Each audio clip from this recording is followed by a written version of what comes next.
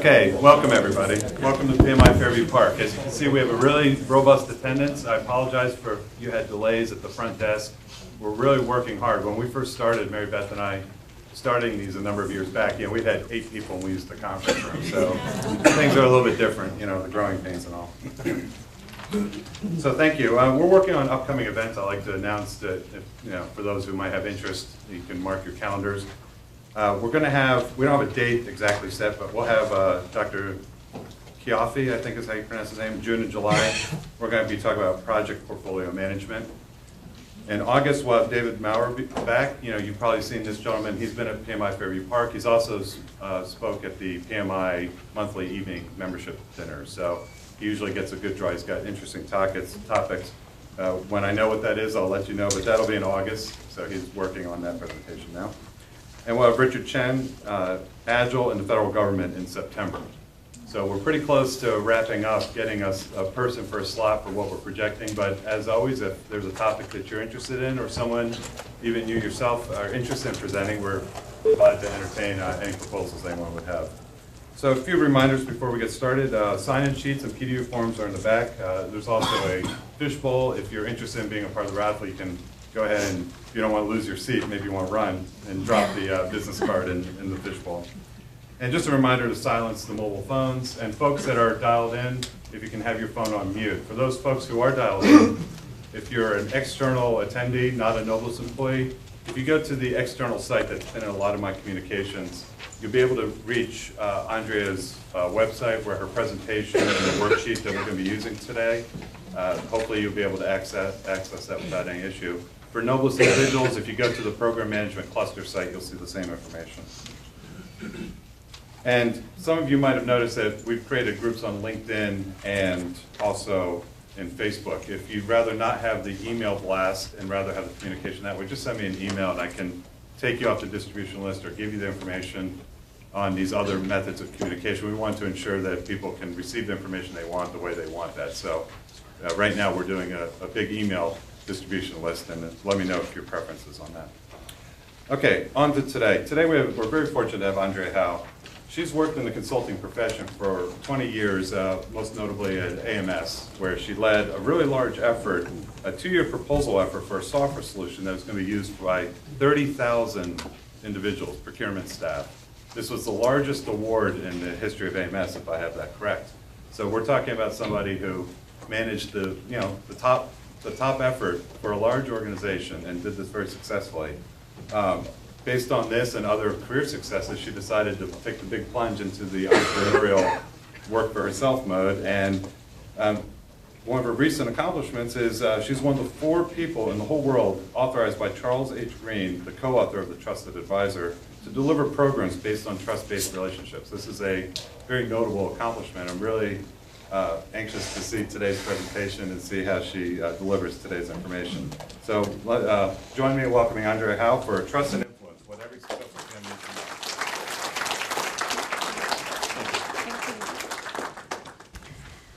I vividly remember being in a small, windowless conference room at the Naval Air Warfare Center in China Lake, California.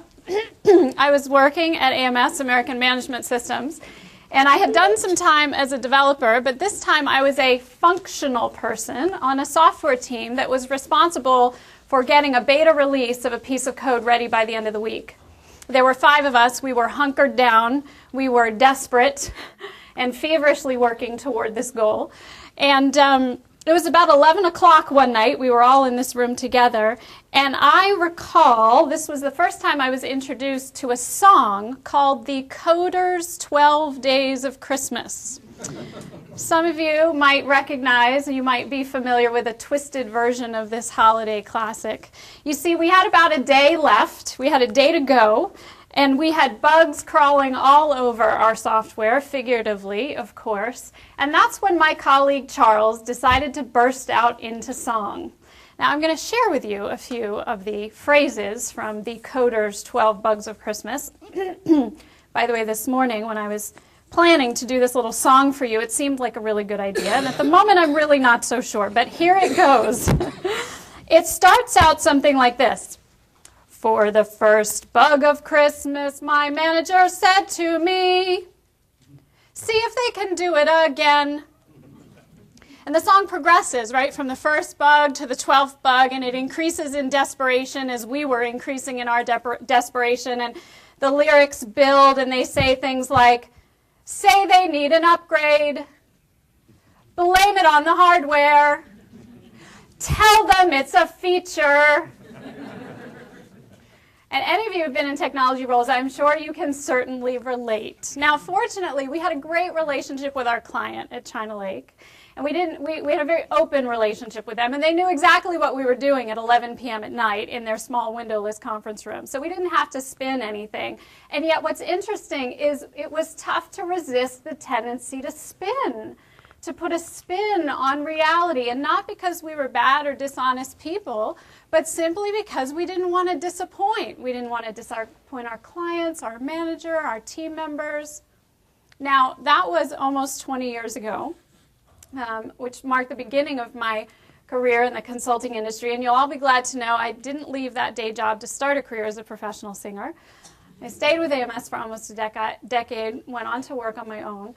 And when I look back over the years, one thing that I realized, the thing that makes or breaks projects, it's relationships. Isn't it? I would imagine that you all have found that to be the case. It doesn't matter how great your code is. It doesn't matter how phenomenal your deliverable is, whether it's on time, within budget, meeting quality specs. If the relationships aren't there, the project isn't a success. And that's one of the reasons that today I actually dedicate my time 100% to teaching people in professional services what it takes to be extraordinary in their relationships.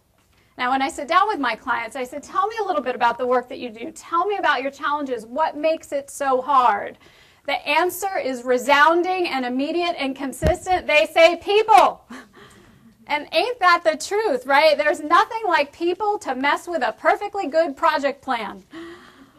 So, tell me if any of these people challenges resonate for you. I'm imagining that most, if not all of you, at least some of you at some point or another, have had to convince a project sponsor to do something that would require a significant investment. Raise your hand if you've ever had to do that. Yeah, many hands going up in the room. You've probably had to wade through the quagmire of the steering committee and the slow, laboring process of decision-making that usually goes along with that. Raise your hand if you've ever had that experience. Yeah, hands going up in the room. You've probably had to, at one point or another, tell a customer that the changes they wanted were out of scope and couldn't be done by the project deadline. Raise your hand if you've ever had to do that. More hands going up in the room. You have probably had to bow your head humbly and confess to, admit to a mess up by the team. Hands going up before I even ask for it, right? We're getting the hang of this. And you have probably had, at some point or another, to say goodbye to a customer with whom you had a great long-term relationship. They moved on, and you had to start all over again, building a relationship with a new one. Heads nodding, hands going up. Okay, and then raise your hand if your hand's tired from, being up so many times. Yeah. So these things really aren't easy. Like I said, there's nothing like people to mess up a perfectly good project plan. Now, there is a little bit of good news here, though. There's something we can do that will help us all. The key to transforming your experience of stakeholder relationships, I would assert, is trust. Consider how much easier it is to have a conversation with a customer about scope creep when that customer trusts you. And not far from trust is the subject of influence, because trust has a tremendous impact of influence. Think about the last time you were truly open to the ideas of somebody who you didn't trust. You probably weren't. So this is why the focus of my talk today is on trust and influence, because what I assert is that the magic of successful project management lies in mastering these fundamentals.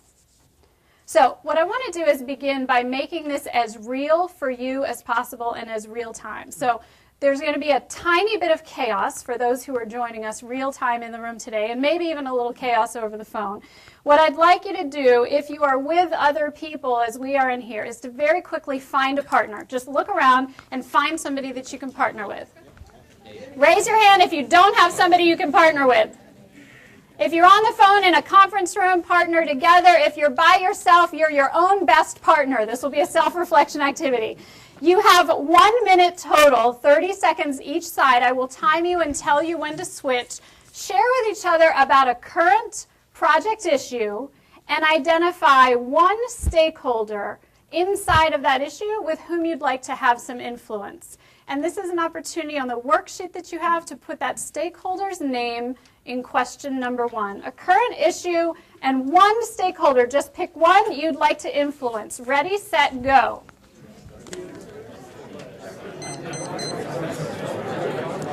It's hard to pick one issue and one stakeholder, isn't it? Yeah, that's the challenge. Okay, so here are our goals for today. With that one issue and that one stakeholder in mind, we're going to do 3 things. First of all, by 1 p.m. and the time you walk out, you will walk out knowing the 4 essential elements of trustworthiness. You're going to walk out understanding what I call the secret weapon of influence. And you're also going to walk out appreciating the paradox of trust and being able to put that to work. There are actually 2 paradoxes I'm going to share with you today. Now, here's a note to start with. None of this is rocket science. It's not nearly as complicated as project management. In fact, it's appallingly simple. The thing is, it just isn't easy. And many of you in this room are already highly skilled in the things that I'm going to talk about today, in which case the goal for you is to just take your skills to the next level of mastery, to reconnect with what you already know, to be more conscious about it so you can do it more consistently, so you can teach other people how to do it. And remember that great musicians are always, always, always practicing their scales. Always. So the content that I'm presenting today is based on the work, as you probably guessed by my introduction, of Charles Green, Charlie Green, David Macer, and Rob Galford, who almost a decade ago wrote a book called The Trusted Advisor. And it is a privilege and an honor to have been taught by Charlie directly this material and to be able to teach it to people all over the world. Charlie subsequently wrote a book called Trust-Based Selling. By the way, it is my assertion as well that every single project manager, anybody in this room, regardless of the role you're in sales. If nothing else, you're selling ideas. So this is the trusted advisor for salespeople. Stay tuned, by the way. I'm super excited. Charlie and I last week started writing together the Trusted Advisor Field Guide. It's a working title, expected to be due out in the summer of 2011. So this is the foundation of what I'm going to be presenting to you today. Toward the end of Goal 1, to learn the 4 essential elements of trustworthiness. Here we go. We have something called the trust equation. Why do we have something called the trust equation? Well, the challenge is that trust is an incredibly squishy term, like love. What in the world does that mean? And it means different things to different people. So Charlie and company made an attempt to deconstruct trust into 4 basic elements. They are credibility, reliability, intimacy, and self-orientation. Now, those of you in the room who are really smart at math, which of the 4 gives you the greatest leverage? Self-orientation, right? Because it's in the denominator. The goal is for your self-orientation to be as low as possible, for your credibility, reliability, and intimacy to be as high as possible. Another thing you might notice is that I've indicated C and R in a different color from I and S. They're different animals, if you will. That's because credibility and reliability tend to exist, not exclusively, tend to exist in what we would call the rational realm. Credibility and reliability exist in the rational realm, and business people, including myself, tend to hang out there. We're much more comfortable in the rational realm, and when we think about ways to build our trustworthiness, it's where we tend to go first. Intimacy and self-orientation, they're a whole different story. Now let's look at each element, and this is where, if you're following along, you go to item number 2 on your worksheet. Credibility equates to words. The fill-in for that is the word words. In other words, if a stakeholder experiences you as credible, your stakeholder might say about you, I trust what she says about system requirements. She's very knowledgeable on that subject. Now, there's the usual things that we all typically do to boost our credibility. We might write white papers. We might get our PMP certification. And then there are the more unusual things that we don't always think of that boost our credibility, that fall in the realm of truthfulness and honesty. Remember, credibility is about words. So saying a hard truth, being willing to say you don't know when you don't know something, Those are ways to instantly boost your credibility. Telling somebody that the fault is in the hardware or that it's not really a bug, it's a feature, not really a great way to boost your credibility through honesty, right? Avoiding spin is a necessary part of keeping your credibility high.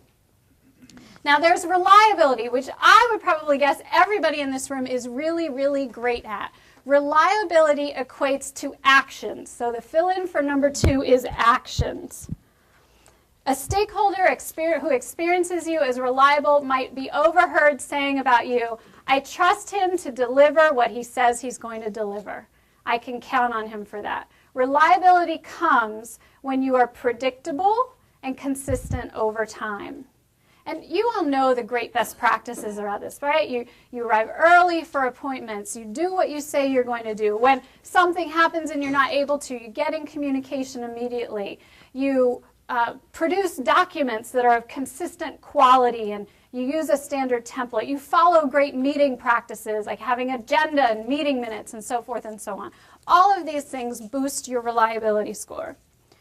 Now, what's interesting is we have something called the Trust Quotient Quiz. It's an online self-scoring instrument. You answer 20 questions and it tells you where your strengths and where your areas of opportunity are vis-a-vis the trust equation. We've had over 12,000 people take this quiz, and of those 12,000, people who lead with credibility and reliability have the lowest overall trustworthy scores.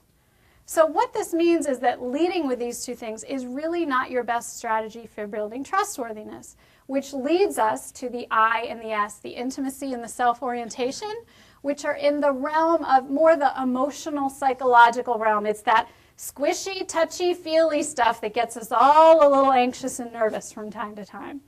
So let me explain what these are. Intimacy equates to safety. So your fill-in on the worksheet on number 2 for intimacy is safety. If a stakeholder experiences you as safe, they might say something about you like, I can trust her with this information. I know she won't embarrass me. So people who are intimate are incredibly discreet and empathetic. By the way, it's a deliberately controversial word to use in a business setting, or provocative word, I should say. So discretion is a way to create that safety. Empathy is a way to create that safety. You're an incredible listener. You're willing to share something personal about yourself. You're willing to acknowledge something that might be uncomfortable. You express appreciation for other people. It's all that soft stuff that's really the hard stuff. Now the real juice for me for the equation is in self-orientation. Self-orientation equates to focus. So that's your fill-in on number 2 for the worksheet. Self-orientation equates to focus. If a stakeholder experiences you as having low self-orientation, in other words, high other orientation, they might say about you, I really trust that he cares about how this project will impact my career. He's got my best interests at heart. Generally speaking, if somebody says about you, I trust what he cares about, fill in the blank, and if what goes in that blank is about the customer or the other person, then your self-orientation is low. If what goes in that fill in the blank is that I trust that he cares about himself, then you're being experienced as having high self-orientation. Now I want to dig into this one a little bit more deeply because, like I said, this is where the juice really is. And it can be subtle and sneaky, this self-orientation thing. We think immediately of, the stereotypical used car salesman as having, off the charts S, right? Really high self-orientation. And none of us wakes up in the morning saying, how can I be like that guy? And yet we are all plagued, I would assert, by self-orientation every single day. It's subtle and it's sneaky. Here's how it shows up. I think of it on 2 levels. The first is related to results. So most of us know the right thing to do in terms of having low self-orientation around results. We're really curious. We ask lots of questions before we make a recommendation or propose a solution. We actually go for a true win-win, not a one-sided deal. We will do the right thing, even if we're incented otherwise, or even if it means gasp, here's a really provocative suggestion, that doing the right thing means steering a customer towards a competitor because we know that the competitor is actually going to do a better job. When we get stuck in high self-orientation around results, we do the opposite. We rush to solution. We make a bad first deal. We do what I call hoarding. It's sort of having that scarcity mentality around the work that we're doing. Now, a deeper level of this is what I call needs. So the question is, when it comes to needs, where is your focus? Is your focus on your needs or their needs? How high is your S in this regard? For example, are you focused on your need to look smart, and therefore you talk and talk and talk? Or are you focused on their need to be heard, and therefore you listen without distraction? Are you focused on your need to be liked, and therefore you avoid confrontation? Or are you focused on their need to have all the data so they can make the best decision possible, and therefore you consistently speak hard truths? Are you focused on your need to be the hero, and therefore you compete for attention? Are you focused on their need to feel confident, and therefore you're willing to give them credit? Now, I happen to list these 3 examples because these are things I struggle with all the time. After 20 years in the consulting industry, I still struggle. I love to be liked, and sometimes it stops me from saying what I need to say or saying what I need to say as quickly as possible. I love being the kid with the right answer first in the room.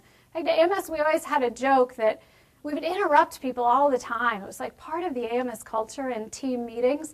And we would joke when somebody would say, hey, you interrupted me. We'd say, you took a breath. I thought you were done. So we got ourselves in there all the time. I'm constantly working on reining myself in so I give space for other people. So these are things I struggle with. You may struggle with the same things. You may struggle with different things. I think it's part of the human condition to struggle with these things. And the point is, they impact our perceived trustworthiness by other people. So it behooves us to be very aware, to be incredibly self-aware, and to manage ourselves well all the time. I see a hand. I'm perceiving a concept underlying here, but you haven't quite said it yet, is what about reputation? So the question is, what about reputation? Tell me more what you mean about reputation. Well, a lot of times, reputation seems to kind of perceive people or perceive people coming in from a company. Like, Yes. For example, I work for Booz Allen. Yep. I mean, some people take on certain perceptions just by me saying that. Yes. Yeah. So it's a great question. So what is reputation, or another way of looking at that is brand? Like, what does that have to do with trust and your ability to build trust with people? Right. Couple of thoughts about that. You're right in some ways, for better or for worse, whether Booz Allen is a positive thing or a negative thing to a particular customer, for example, you're carrying that with you into the room, let's say into your first client meeting, right? For better or for worse. The key here is to remember that fundamentally trust is personal. So it exists between person to person. It doesn't exist between a person and an organization. So that organizational brand might carry you on a swell or do you a disservice to begin with, and very quickly what will happen is what's necessary to build your trustworthiness is to build that one-on-one. Establish your own credibility. Because even if Booz has the greatest reputation with a particular client organization, you come in there and you do something that isn't trustworthy within the first 10 minutes of an engagement with somebody, the reputation of Booz, yeah, he just did the ripping side, like the contract gets ripped. Right? People make very non-rational choices about that very quickly. So the trust equation is oriented around what has to happen for you to build your trustworthiness person to person, because that's where trust gets built or not. Does that answer your question? Excellent. Okay, so here's an opportunity, number 3 on your worksheet, to think about that stakeholder you wrote in number 1 and just do a very quick self-score. Where is your trustworthiness vis-a-vis that individual? Give yourself a maximum of 5 points in each category. So if you think your credibility is off the charts high with that person, you'd give yourself a 5. If you think your reliability is kind of medium, you'd give yourself a 3. If you think your intimacy is a little on the low side, you might give yourself a 1. And then the self-orientation score, it's still 1 to 5, but it's the opposite, right? The goal is like golf. You want the 1, you don't want the 5. If you think that they experience you as very other-oriented, you're going to give yourself a 1. If you think they have reason to believe that you're more self-oriented, you're going to give yourself a 5. There's no need to break out calculators. You can round out numbers. Just come up with a quick number and plot yourself on the scale, because the lowest possible score is a 0.6 and the highest is a 15. And it's just an opportunity to think to yourself and notice, what's missing in that relationship? Where do I have an opportunity to make a difference with that person?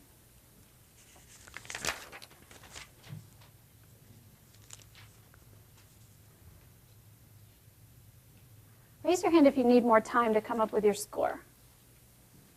All right, so I'm going to keep moving. Now, here's an interesting thing about trust. Here's a question for you. Of the 4 elements, which one is the only one that absolutely, positively requires the passage of time? What's your guess? Yes? Oh, reliability. Why do you say reliability? What you said earlier, it takes time, constant, I don't remember your wording. You said basically it's consistency over something like that. Over time, right? Okay. Anybody see that differently? You see another option. I see a hand in the back. I think possibly self-orientation, because you actually have you have the ability to change your orientation from being me-focused to the client-focused. Okay. You could actually, make that denominator much larger if you focus more on your client. Like, say, from today forward, rather than everything from the past, you can actually change. So you could change things dramatically by altering S, right? That's absolutely true. By the way, we want S to be low. It's a little tricky. It's confusing, right? I think that's what you meant to say, right? The question is, which one requires the passage of time? And actually what I hear you saying is you could alter your self-orientation in an instant. Yeah. Yep. In one way, you could say that all of them require the passage of time, although reliability is action-based. Still, credibility doesn't happen instantly, and neither does intimacy or self-orientation. So they take a little bit of time. So a case could be made that they all require time. You could make a case for intimacy. People say, well, that doesn't happen, overnight. That has to be built over time. Credibility, certainly. I wasn't able in my first year of consulting to say I've been in the consulting profession for 20 years. It took me 20 years to have that kind of credibility. Although some would argue that's not such a great thing to be touting to a lot of people. Consultants, lawyers in the DC area, we're really about the same. Well, here's the thing, is the first answer was right. The only one that absolutely positively requires the passage of time is reliability. And we fake ourselves out into thinking that these other things take time, and it becomes sometimes an excuse not to take some particular action. For example, your credibility can be built in an instant. So here's an opportunity to fill out number 5 on your worksheet.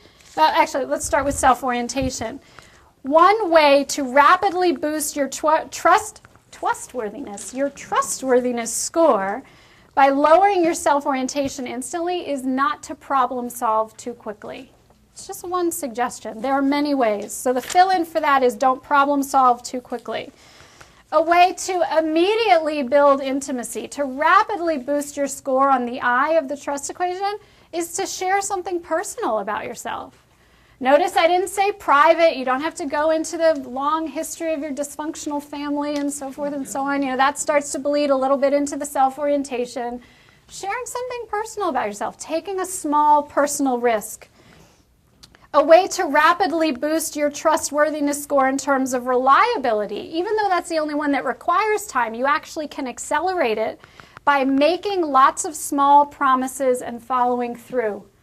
It doesn't have to be that at the end of a year-long project, that's when you've finally demonstrated your reliability. You can make lots of small promises and consistently follow through. And then the fill-in for credibility is you can answer direct questions with direct answers. You can do that within the first 30 seconds of your first meeting ever with a particular stakeholder, a sponsor, a customer, a vendor, or whomever it is. Now, the funny thing about that is that it takes some courage to do that. Because a lot of times, good people like me, my colleagues at China Lake, we want to spin, not because we like being dishonest, but because we hate to disappoint. So a client asks a direct question and says, Mike, what experience do you have with service-oriented architecture? And he knows the answer is 0, and he knows that a $40 million project hinges on his ability to say yes. What's he likely to do? What we all do? Well, not exactly, but I've got this and this and this, and it kind of equates to that, and it's virtually the same thing, so we're really okay. And yet it's not answering a direct question with a direct answer. And here's your first paradox of trust. The thing that you're most afraid to say is likely what will build the most trust. It's an odd, quirky thing. The thing you're most afraid to say is likely what will build the most trust. So the way to make that work for you is to have the courage to say what there is to be said, take the deep breath, say it anyway, deal with the consequences, which, by the way, for the person who asked Mike, what experience do you have with service-oriented architecture? When he says, yikes, absolutely none, do you have any idea of the relief that the person who asked the question is likely to feel? Particularly the more senior they are, the more spin they tend to get. You all work with C-level clients. They don't get a lot of honesty from a lot of people. And what you've done, what Mike has done in that moment, is established himself as somebody who's different and courageous and willing to tell the truth. He might not have a job. He might not have a job. You know, there is always that. There is always a balance, right? And you have to decide how much risk you are willing to tolerate and how much risk you are willing to take. And remember the paradox. We fake ourselves into thinking that it's exactly that that's going to get ourselves fired, and usually it is exactly the opposite that happens. Try it out. Try it in a small scale and see if you don't prove me right. So I heard, I went to a conference last week and I heard a presentation by a woman who said that a leader's primary job is to get comfortable being uncomfortable. And that's kind of what we're talking about here. Are you willing to be uncomfortable? Are you willing to take a risk? Are you so low self-oriented that you're willing to risk looking really bad in front of somebody because you're so committed that they have the truth? It's interesting. It's a provocative conversation, and it's an interesting thing to think about. So if in general, stepping back, looking at this whole equation, if you find yourself generally trying to increase your trustworthiness by building a better Gantt chart or doing a deeper SWOT analysis or beefing up your resume, think again, because your better strategy is to look for opportunities in the realm of intimacy and self-orientation. Okay, so we're going to do a really quick quiz. Yes? Can I ask you a quick question about that? One risk is that you don't get the work. Another risk is that they don't want the hard truth. So I'm thinking about a conversation I had this morning. Yeah? Where I held up the mirror. It was kind of a hard truth, but they had so much invested in the way things were that wasn't a trust builder for me with them because they didn't want to hear it. So the example is holding up a hard truth, and it wasn't, Mary Jo was saying it wasn't a trust builder because they didn't want to hear it, right? Yeah. So how did you know that wasn't a trust builder? What was the evidence? What were the signs? The story that I was playing in my own head. Yeah, and when we're playing stories in our own head, where is our self-orientation? Is it high or low? Pretty high. It's pretty high. Now, I don't say that by way of invalidating your example, and it's certainly important if you're going to deliver a hard truth. I'm a huge fan of doing it the right way with finesse and respect and at the right time, right? There's something to be said for doing it the right way and the right time. What is important, I would say, for all of us to be careful of is to watch the stories that we weave about how something has landed or whether or not we should say it, and because anytime we're weaving stories, our self-orientation is high. And, you know, I had a hard truth to deliver with a client a couple of years ago. I thought I was going to get fired. We were doing a 360 assessment for his top 17 leaders in his company, and it came out right after we had officially had the kickoff meeting. It came out that he wanted to actually see everybody's 360 results. So this was personal data about people's leadership, right, their strengths and opportunities, and the managing partner of the company had expected that he would get to review all 17 reports. Now, those of you who have ever done any kind of work with 360 feedback or reporting, you know that is a huge no-no. It is a huge trust breaker for the entire group to know that, you know, they're going to have people rating them from all angles, and the big boss is actually going to see what those people had to say. So I had a problem on my hands, and I had to tell him it's just not possible. We're not going to be able to do that. And if that's something that you insist on, I'm going to have to refer you to another consultant. We need to stop the project and move on. It's just not something we can do with integrity. It's not going to be effective. This was over lunch at a very nice hotel at L'Enfant Plaza. Can I tell you, the guy was really pissed at me. He was pissed off. It did not end well. It was not a happy lunch. I did not digest well all afternoon. And I angsted for days about what was going to happen. I didn't hear from him for quite some period of time. And then I heard back from him. He said, fine, we'll go on with the project anyway. The train's left the station. Let's just keep on going. We talked about what data he could get that would be helpful and what was manageable for him. But it was a clear no, telling your customer no. I think he did appreciate that you did stand up. Well, here's the funny thing, is the guy's a little bit of a bully. And a year later, we were having lunch together, and I'm still carrying with me the blech feeling from that meeting, right? Do you all ever carry with you blech feelings from past meetings? So I come to this luncheon with this blech feeling because, the project was okay, but it wasn't a raging success, and I still thought we just completely disappointed him. And he looked at me and he said, I'll never forget that day at the XYZ restaurant at L'Enfant Plaza when you told me no, and I so appreciate your standing up to me and telling me what was possible and what wasn't. And he's an Andrea fan to this day, and for a year, I was certain that if I ever asked him for a client reference, he would trash me.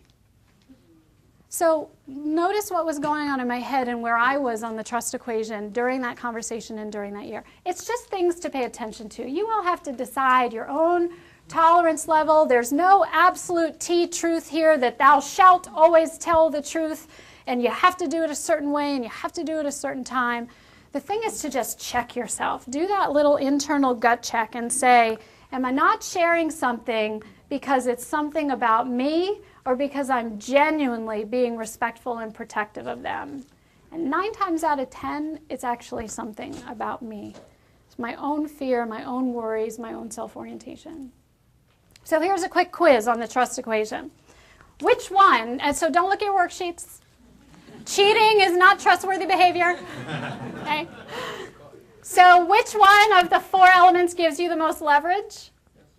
S for self-orientation, excellent. Which one is linked to truthfulness? Tricky with credibility, good answer, excellent. Which 2 exist in the emotional psychological realm? Intimacy and self-orientation, good job. Which one is linked to empathy?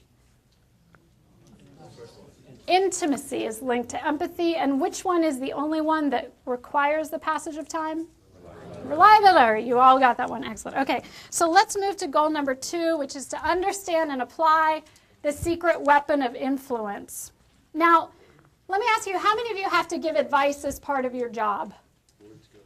You should probably all have your hand up, whether you realize it or not. We're giving advice all the time, every day. Yeah?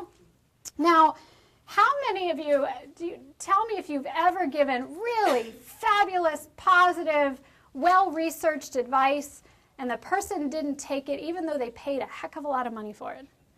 Yeah, you can relate to that too. It happens to me all the time. So the question is, why is that? So let's try to figure out the answer.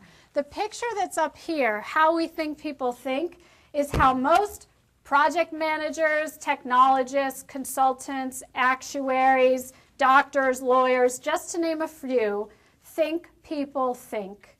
We think that it's a process of accumulating facts, applying a set of logic, and coming out with the truth. Now, this may be oversimplified, and more often than not, it really is our operating model. And the problem is, so we create elaborate matrices and pro-con lists and force field analyses, and we subject people to death by PowerPoint as we lay out our compelling case for logically why they should take a particular course of action, and then they don't do it, right? And the problem is, the root problem is that this isn't actually how people think. It's not how we function. So to figure out how we do function and how we are influenced, we turn to people like Robert Cialdini, who's a psychologist. He spent 35 years researching the subject of influence. Now he, in his research, discovered what he calls 6 weapons of influence. Interesting term. None of which, by the way, have anything to do with ration and logic. None of them. Now, if you prefer your psychologists from Harvard, Howard Gardner, who's credited with developing early emotional intelligence theory in the 70s and 80s, he came up with a list. His list has 7. They're rank ordered. Number 7 is rational argument. So according to Cialdini, the number one factor of influence is something known as reciprocity, which is the tendency to return a favor. We see this playing out in free samples marketing. We want ice cream, we go into Baskin-Robbins, we get a pink spoon filled with, I'd like to try Rocky Road, and whether or not we like that flavor, we are more likely to buy from that store, even if we don't like it, than to walk out and buy from somebody else. Because we've been given a gift, we're more likely to give something in return in the form of making a purchase and spending money. Now, by the way, all of this breaks down if that gift is given with any form of manipulation or any kind of strategy. It doesn't work. We can sense that. It has a string attached, right? So, reciprocity, the tendency to return a favor. Now, bear with me here. This plays out in the business of project management, whether you're giving advice, trying to influence people, whatever it is that you're doing, in the form of listening. As in, I will return the favor of listening to you once you have listened to me. So if you raised your hand before or nodded your head yes because you've given fabulous, phenomenal, well-researched, well-grounded advice, and they didn't take it even though they spent a lot of money for it, my bad news for you is that chances are you were at fault in some way because you weren't really listening, not truly, deeply listening. There's a good chance that that's what was happening. Now, unfortunately, the news gets worse because if you ask anyone who's been to couples counseling or you ask John Gottman, who's well known for his work on what he calls marital stability, they will tell you that it's not enough to listen. It's not enough for you to get your partner. They have to get that you got them. In other words, they have to feel that you have proven that you have understood the factual and emotional reality of them. Now, I'm not suggesting you have to walk down the aisle with your stakeholders or visit Gottman's Love Lab together in order to figure all this out. What I am suggesting is that you have to master a skill known as empathy, which is getting the factual and emotional world of another. And what do you know? We're back to where we started, right? Because we're suddenly linked back to the trust equation, to the I for intimacy, which is where empathy resides. So putting 2 and 2 together, your ability to deliver value for your stakeholders depends upon their willingness to take your advice, to listen to you, which depends upon your ability to be empathetic, which means it is basically 2 degrees of separation from the bottom line and anything but a touchy-feely skill. Now, let's be really clear about what empathy sounds like. Because a lot of times we confuse empathy with asking really great questions. As a consultant, I fall into this trap all the time. I'm trained to ask great questions. It's not the same as being empathetic. Questions are necessary and they're insufficient because a lot of times questions are more about us than they are about them. Let's imagine that you're trying to make a compelling case and you've got a stakeholder who says to you, I don't see the value in that. So here's what happens. The first thing that happens is that your self-orientation probably ratchets up a little bit. You're disappointed, let's say, to hear this. This is not good news. The question you might want to ask, if you can regain your composure, you want to get some more data, okay, tell me what's missing for you. Except first, we want empathy to come before you ask the question. And empathy might sounds like we haven't done a good job making our case. And then eventually you ask your question, what's missing for you? First, you want to have the person understood that you heard the factual and emotional reality that they're living inside of. Here's another example. You're trying to get a decision from that quagmire of an executive steering committee, and a stakeholder says, I don't know, we're really just not sure which way to go. Well, your S goes up, right? First thing, you're frustrated. You don't want to hear that. You've been talking about this for hours, days, weeks, months. You want to ask a question, a great question. Well, what do you see as the pros and cons? First, you want to be empathetic. And how you do that is by saying something like, That's a tough spot to be in. Another example, you're trying to recover from a mistake, and a stakeholder says, I'm really disappointed by your team's results. Your S goes way up. You're anxious to hear that. This is not good news. The question you want to ask, probably the first thing you're likely to ask is, okay, how can we fix this? The better question is, tell me more about what ways we've disappointed you. And first, you want to practice empathy. And empathy might sound something like, I'm very sorry to hear that. I'm sure that's frustrating to say the least. Now, I'm giving you words here. I'm giving you a script, and you all know as well as I do that if you're robotic with this or any of this is disingenuous, what happens? It doesn't work. You fall completely on your face, right? So your motives, your focus, your self-orientation has to be low. This has to match your style, what works for you. The key is to not trip over or step over what I have here in the bubbles, the empathetic statements. Because why? The law of reciprocity. If you want to be influential, you have to listen, and not just listen, you have to listen with a certain quality of your listening, such that the other person gets that you really get them. And we cannot just live in the non-rational, in the rational realm for this. We have to live in the non-rational or the emotional realm for that to happen. I'm going to skip over this, given time. Thomas Friedman, who is a New York Times columnist and a Pulitzer Prize-winning author, sums it up really nicely. He says, people often ask me how I, an American Jew, have been able to operate in the Arab Muslim world for 20 years, and the answer to them is always the same. The secret is to be a good listener. Indeed, the most important part, he goes on to say, is that it is a sign of respect. It's not just what you hear by listening that's important. It's what you say by listening that's important. He continues, you can diffuse a whole room of angry people by just starting your answer to a question with the phrase, you're making a legitimate point, or I hear what you say. He continues, and he says, never underestimate how much people just want to feel they've been heard. Once you've given them that chance, they will hear you. So let's review. Our goal number 2 was to understand the secret weapon of influence. Okay, don't look at your sheets. Cheating is not trustworthy. What's the number 1 factor of influence according to Cialdini? Reciprocity, excellent. And what form does it take in the context of project listening, and particularly empathetic listening? Excellent, good job. Okay, so what were the fill-ins that I missed for you? So you've got reciprocity and listening for number 6. And for number 7, it's empathetic listening requires that we prove we've understood the factual and emotional reality of another.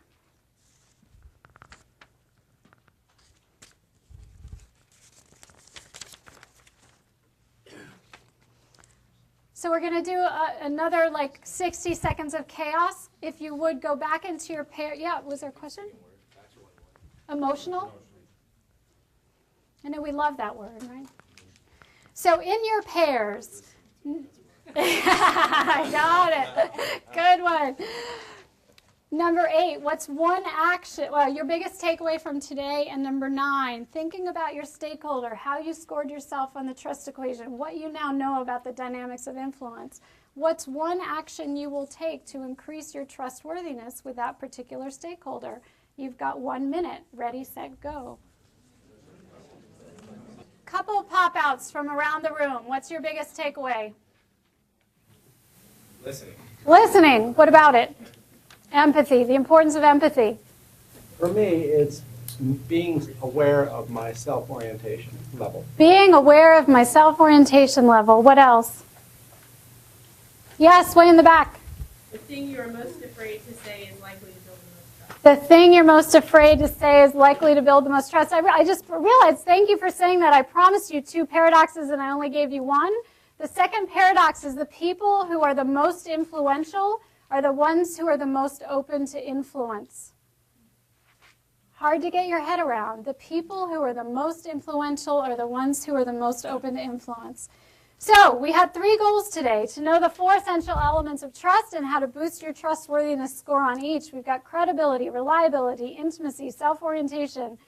To delve into goal number 2 was the secret weapon of influence, which is reciprocity and the importance of empathetic listening, and knowing and appreciating paradoxes of trust and how to put them to work for you. The thing you're the most afraid to say is what will likely build the most trust. How you make that work? Be courageous. Say what you have to say. One who is the most influential is the one who is the most open to influence. How you make that work? Be a phenomenal, phenomenal listener. Common people challenges. We talked about making a compelling case. Listen first to build intimacy, and then give your point of view, which builds your credibility. Do it in that order. No different for gaining the agreement of diverse stakeholders. Listen first to build intimacy, then share your point of view in that order. Saying no to your customer. First and foremost, get off your S. Be direct, be honest, be empathetic. No different when you recover from mistakes. Get off your S. Be direct, be honest, be empathetic. And when you're working on building a relationship with a new customer, look for ways that you can accelerate your trustworthiness. It doesn't have to take time. Small risks, small steps taken in the beginning can have huge payoff in the end. Now I have 2 sets of goodies for you today. There's one set is free and has no strings attached. And that's if you go to the URL that's listed here, trustedadvisor.com/Fairview. It's also on the bottom of your handout. There's a 2-page PDF you can download. You can't get anywhere else on the website. It's 75 ways to boost your trustworthiness. It maps to each of the 4 elements of the trust equation. There are some blog posts. They're short, like 1 page, most of them, that I put together especially for your group that I thought you would be interested in. There's a copy of the deck, some other things up there. And there's an opportunity to sign up for our quarterly ebook, which assembles some blog posts and articles about trust. If you're interested, no obligation whatsoever. You can get all this stuff without doing that. The second set of goodies is completely free and has a string attached. And that is if you would like to put your card in the fishbowl in the back. After we leave today, I will pull 5 cards out of the fishbowl, and each person will get 2 things.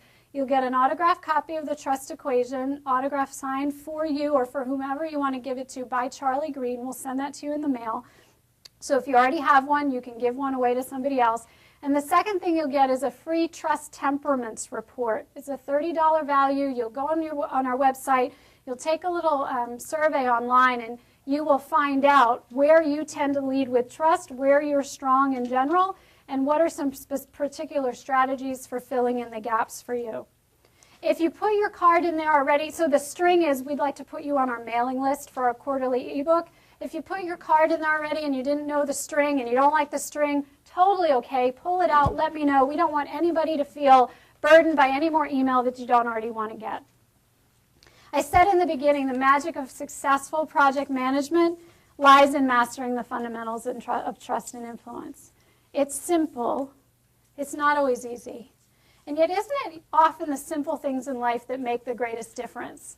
Like casting a pebble in a pond, there's a ripple effect that goes far and wide. And trust and influence have the ability to have that ripple effect in your projects. It's been an honor to be with you all today. Happy rippling. Please give yourselves a round of applause.